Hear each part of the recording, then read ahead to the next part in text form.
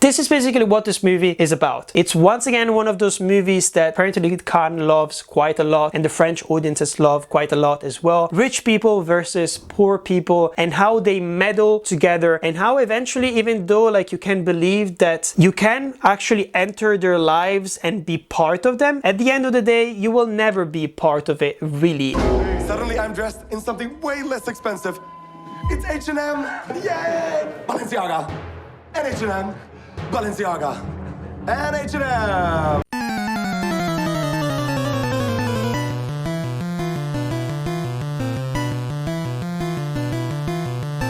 No! God, please, no! No! Welcome back to Torn Apart, and today we're talking about yet another Palme d'Or winner, because yes, I love talking about Cannes. Actually, when I think about it, most of my favorite films end up coming out at the Cannes Film Festival. Is it true? Once again this year, let's have a look. Be a fucking man and talk to me!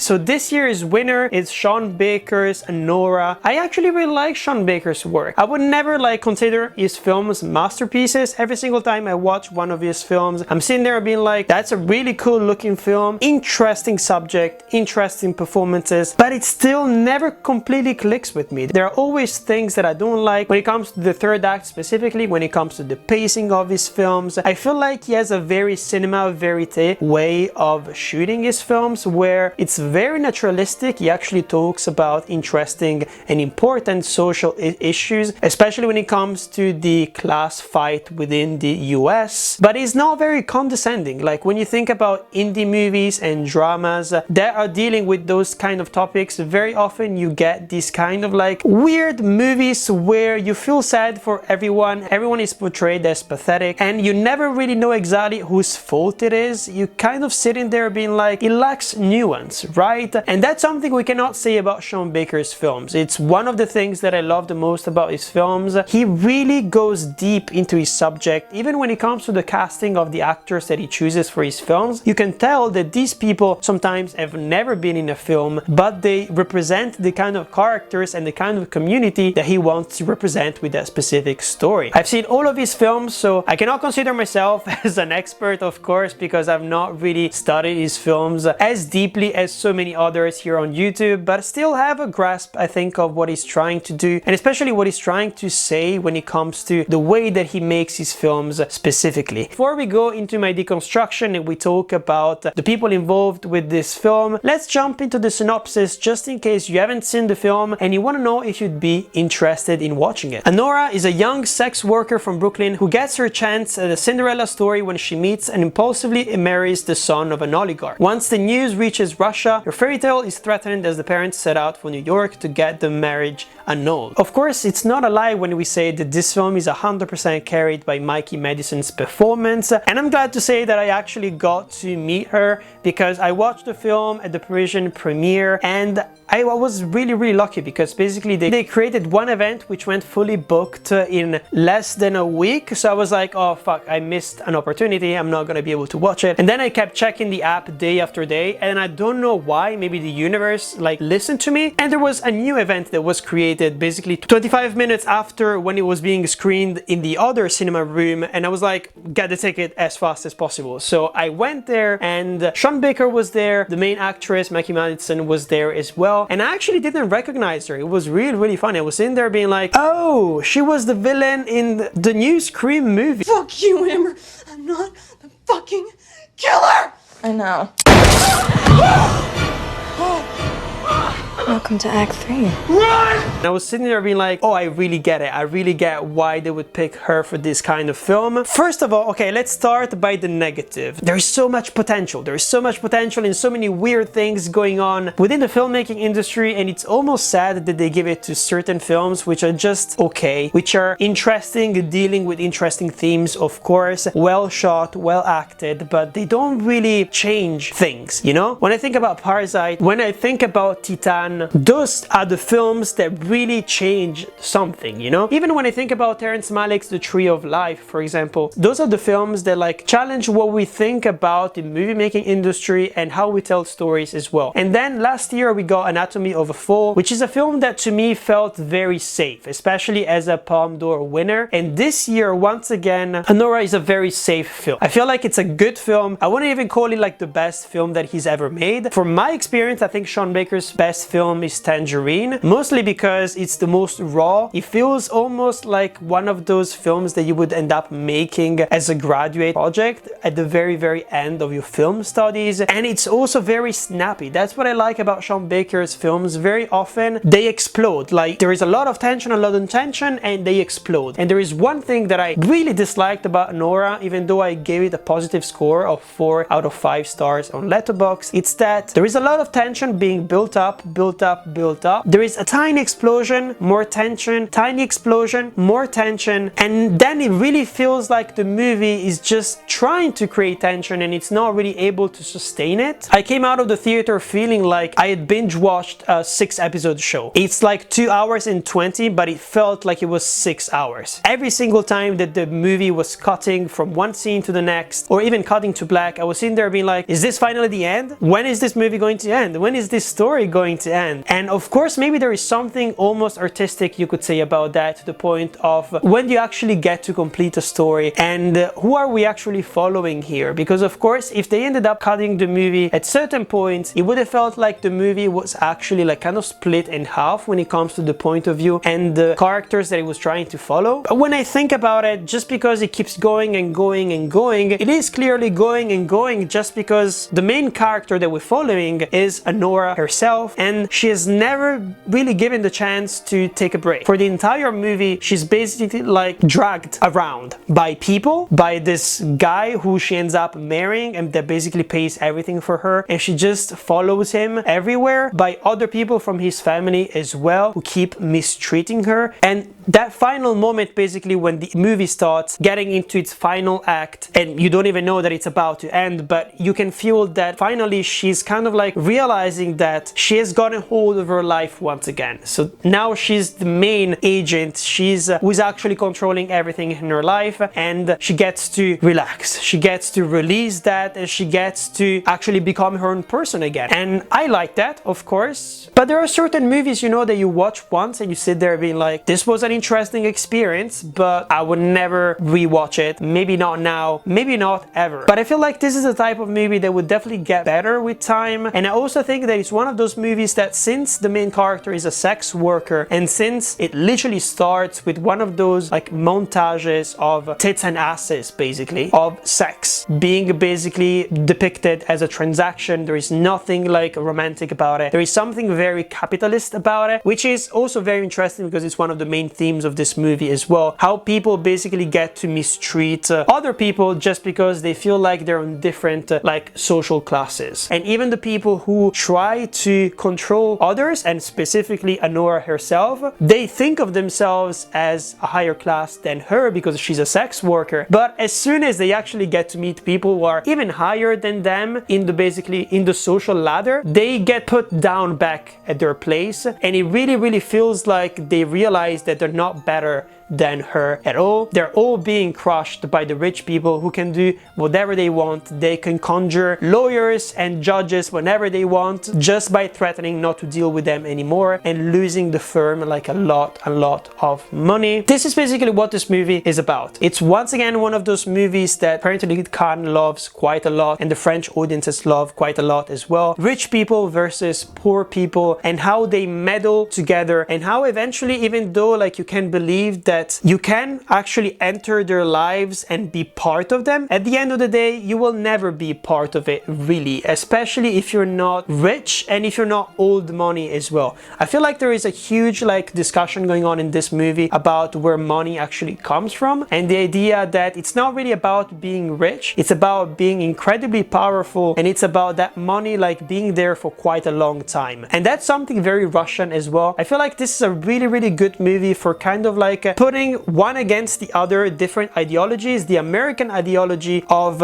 if you work hard enough, if you put everything that you believe in into your actions, you you can basically manifest your American dream no matter what, basically. And then you have the Russian people, especially the rich Russian people who have been rich for so long, who have enriched themselves for generations, maybe and generations, who have crushed so many people, especially lower class people, for so long that they feel completely above that. And there is almost no Russian dream, as in like you cannot apply that kind of ideology that Americans have in Russia anymore because of the political climate that we have over there. So it means that the characters slash the people, they do not behave and perceive life in the same way, and it's very interesting as well. I was really scared when I found out that this movie was gonna be about sex work, mostly because it's really hard for men and filmmakers just in general as well, portraying women within this kind of context and not really falling into the trap of the male gaze. And when I was watching this film, I was like, am I turned on? Trust me, that's a good question that you need to ask yourself when you see a movie that is portraying sex, that is portraying naked bodies. Ask yourself that question, whether you are maybe a man or a woman, and you will immediately find out if the movie is actually kind of like catering to the male gaze, so basically portraying people as sexual objects, or it is kind of like making you participate within the kind of romance, love and intimacy. And I feel like that this movie is 100% like sitting on that male gaze line. It never actually lets us in, but maybe that's also because Anora herself as a character does not want to let us in. That of course is a good, interesting argument to have and to hold. Actually, the most intimate moment and the most interesting moment for her is the one that happens at the very end of this film, and you could tell that there is passion there, you could tell that there is something different going on, but at the same time she's still performing. This is the interesting thing about this character, is that it kind of like shows how women are constantly performing for people, performing sexually of course, performing when it comes to being portrayed as pretty, being portrayed as fuckable, and how women are constantly competing for that specific like role as well, which is the stupidest thing possible of course, but that's how the patriarchy works, that's how these kind of transactions work as well. Basically, to get power, to get money, to get any kind of recognition in life, you need to be presentable for the male gaze, and you need to be presentable for a certain type of man as well. And actually, when it comes to these kind of themes that I'm talking about, the movie is never pandering,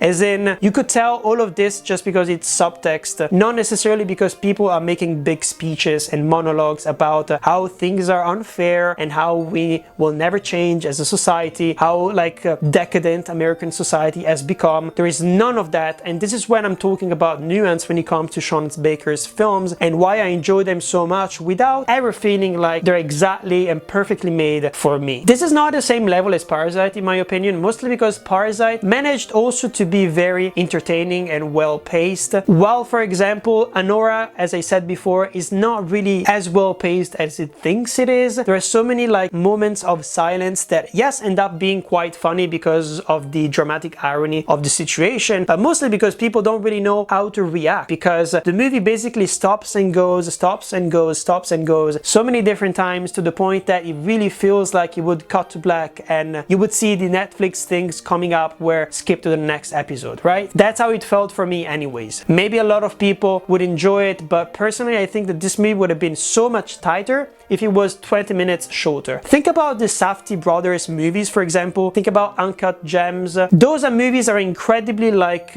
anxiety inducing, very tight pace. Even when there is nothing going on, you could really feel that the characters are going insane. And within this movie, I feel like it's too many ups and downs, and I feel like Sean Baker should learn something from the Safdie brothers as well when it comes to making these type of films, because Anora could be a very strong and energetic film. It's just that it is that only during the party sequences, and it's never that during the most serious moments. I will say that this film is incredibly funny. Like honestly, of course I'm discussing here mostly negative things that I didn't like, but it's not necessarily things that will make you hate the film as much as it will just not make it perfect, just because the comedy in this film is incredible. You go fuck yourself! Me go fuck myself, me fuck myself, you go fuck yourself in your fucking motherfucker! I spent so much time laughing at everything that was going on in this film. Of course, it's all thanks to Mikey Madison's performance, which is incredible. I was not expecting this from her because of Scream, even though in Scream she was incredibly good and incredibly energetic as well. But this film completely changed it. Honestly, this is one of those films that will be remembered mostly because of her performance instead of the movie itself and instead of what the movie is actually about. Maybe I will go into spoilers a little bit so that we can discuss the final few moments of this film, mostly because they left me quite weirded out, mostly because this is the only moment in the film where it really feels like Anora has managed to connect to someone who is not trying to fuck her, basically, who is not trying to take advantage of her and who is not trying to hurt her at this specific time anyways.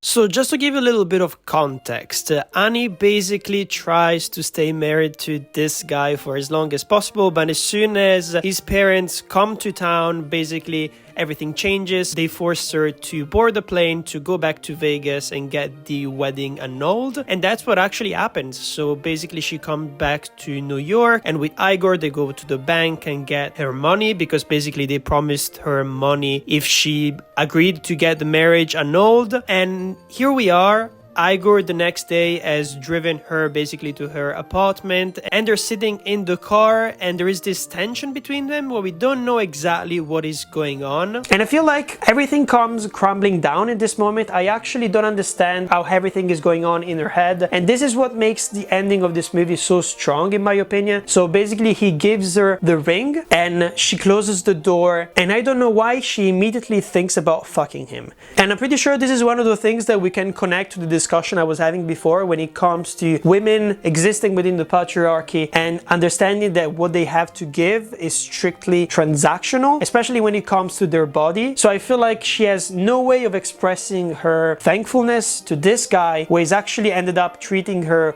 well and treating her as a normal human being besides sex. She doesn't know how to relate to him in any other way, and it's really funny because like they start having sex, and this comes back to basically what they were talking about before in the film, where she was telling her husband how to have better sex and to take more time, look at each other in the eyes and really try to connect. So this is a moment where she actually has good sex with another person that is not her husband basically, and immediately she starts hitting him as well, and then she starts sobbing, she falls into his arms, and basically that is the end of the film. And I'm pretty sure this is the moment of realization of well, basically what she has become and what she has to do to survive within a world that is basically controlled by rich people, and very often rich men as well. Probably realize also that this sexual thing that she was sharing with this man was maybe not necessarily what she wanted at that moment, but it's the only thing that she could think of that she could give to him. So it's a really sad realization in my opinion. It's one of those moments where you sit there being like, this person has been hurt so much across this entire movie, of course, with everything that has happened, and